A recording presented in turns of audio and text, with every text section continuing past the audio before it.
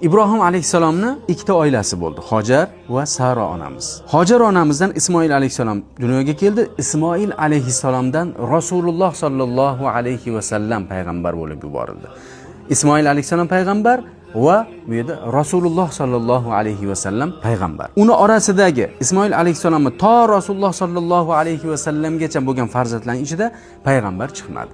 Ammo Sara onamizdan Ishoq alayhissalom payg'ambar bo'lib yuborildi. Yaqub, Yusuf, Ayyub, Yunus, Musa alayhissalom, Harun, Alyasa, Ilyas, Davud, Sulaymon, Zakariya, Yahya, Isa alayhissalom. Lekin Imom Shofiy aytganlaridek, butun payg'ambarlarga berilgan mo'jizalar deyarli Rasululloh sallallohu alayhi vasallamga berildi. Masalan, Musa alayhissalomga dengiz yorildi, Rasululloh sallallohu alayhi vasallamga oy yorildi. Musa alayhissalom hassalari bilan toshni urib suv chiqardilar. Rasululloh sallallohu alayhi vasallam barmoqlarini orasidan suv otilib chiqdi.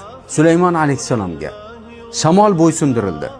Rasululloh sallallohu alayhi vasallamga buroq bo'ysundirildi. Yusuf alayhissalom azizi Misrning eng azizi edi. Rasululloh sallallohu alayhi vasallam dunyoni azizi. Iso alayhissalom o'liklarini tiriltirdi. Rasululloh sallallohu alayhi vasallam siz u bizdan tashkil topgan o'lik qalblarni tiriltirdi.